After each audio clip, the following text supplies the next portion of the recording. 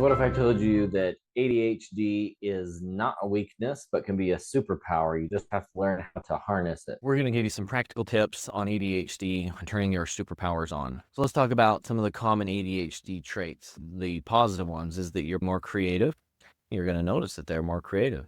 You notice at times they have a hyper focus. You understand that they bring things to the table in a problem-solving way that other children probably won't.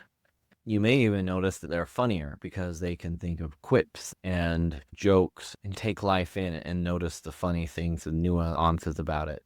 And even though they're not maybe a natural born comedian, they'll say things that are funny because they look at it in different ways. Okay, how are we going to turn those into superpowers? So let's talk about hyper-focusing. One of the biggest things is that you get really interested in a subject, but then you take too much time on it. Now, I'm not saying you're not taking the time that it takes to complete that task. What I'm saying is maybe you get so hyper-focused that you are focusing on it too long, and then you break and feel like you can't go back to it because it was so overwhelming. You spent too much time on it, you skipped lunch, and now you don't feel well. So one of the things you can do is create pockets of time that you can hyper-focus on a particular activity. So you're going to step away from what you're doing, and you're going to move your body. You're going to go for a walk, and then you're going to exercise. But because you're going to put that task on a list, you don't have to think about that task when you're going to take 5 minutes to move your body. You're going to let it go, and then when you come back, you're going to have that list, and then you can resume the project with more hyper-focusing, and you can finish the task. So it's a matter of not getting burned out with hyper-focusing. Let's talk about channeling creativity. One of the biggest problems with ADHD is that we are so creative that we have a hard time sticking to a particular task because as we're working through this creativeness, we're thinking about other things that could be creative. And then we don't want to forget about that other thing. And now we're trying to be creative and accomplish something here while holding on to this other creative idea in our brain. We need to find a place to put that. And so that's why having a daily list that you could pack with you that is accompanied with a daily journal or just an idea list, you can take that idea, that creative secondary thing, and you can write it down so you don't forget about it, which clears your mind, focus on the thing that you need to be creative about now. And so you can optimize your creativity by allowing your brain to focus on that one thing because you're not trying to remember another thing.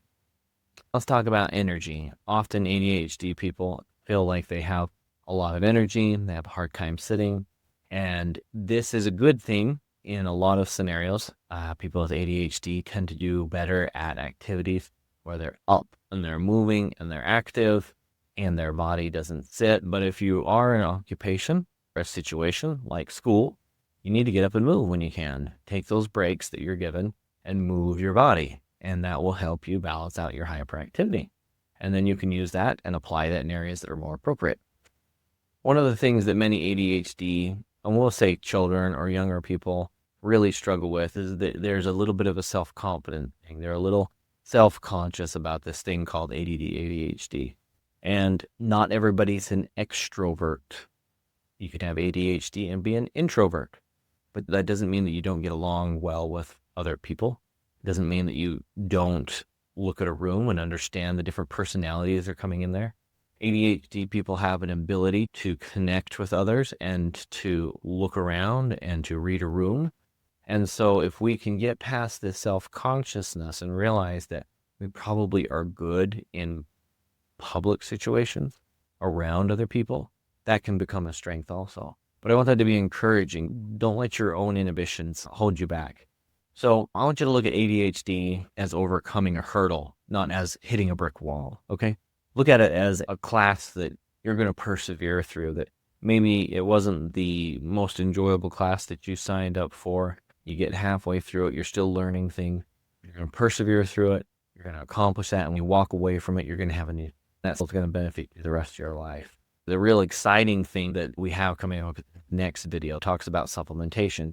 So often the conversation and talk is you've got ADHD, you're going to have to power through it. You're just going to have to learn how to cope. And so there are skills that you can do to learn that. But then we go from that to now we're going to put you on this heavy medication that's going to alter your brain. And that is not what we have to do. We're going to help you fill the gap of supplementation. And supplementation is nutrition, and it helps your brain function better. Supplementation can make a big improvement. You'd be surprised how many people don't need medication and how much happier they are by doing supplementation, vitamins, minerals, and nutrients.